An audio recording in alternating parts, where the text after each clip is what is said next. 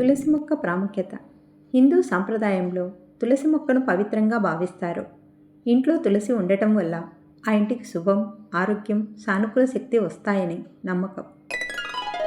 ఆలయంలో గంట మోగించటం.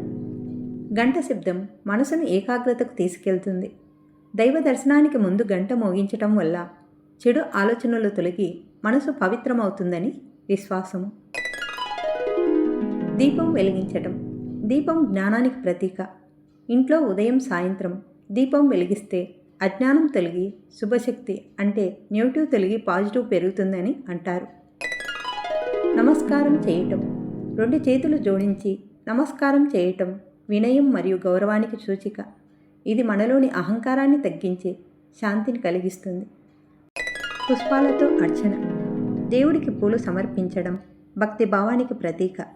పువ్వుల సువాసన, స్వచ్ఛత మనసుకు ఆనందాన్ని ఇస్తాయి. ప్రదక్షిణ చేయడం. దేవుడి చుట్టూ ప్రదక్షిణ చేయడం అంటే నా జీవితం మీ చుట్టూ తిరుగుతోంది అనే అర్థం. ఇది వినయం, భక్తి మరియు సమర్పణ భావాన్ని పెంచుతుంది. ఓం నాదం. ఓం అనేది ప్రాణనాదం అని భావిస్తారు. దీన్ని జపించడం వల్ల మనసు ప్రశాంతంగా మారి ఆలోచనలు స్థిరపడతాయి. సూర్య నమస్కారాలు. ఉదయాన్నే సూర్యునికి నమస్కారం చేయడం శారీరకంగా ఆరోగ్యాన్ని, ఆధ్యాత్మికంగా ఉత్సాహాన్ని ఇస్తుంది. సూర్యుడు శక్తి మరియు జీవనానికి మూలం అని భావిస్తారు. చందనం ధరించడం. నుదిటిపై చందనం పెట్టుకోవడం శాంతికి సంకేతం. ఇది శరీరానికి చల్లదనం, మనసుకు ప్రశాంతత ఇస్తుందని భావిస్తారు. సత్సంగం వినటం. సత్సంగం అంటే మంచి మాటలు, ధర్మబోధ వినడం.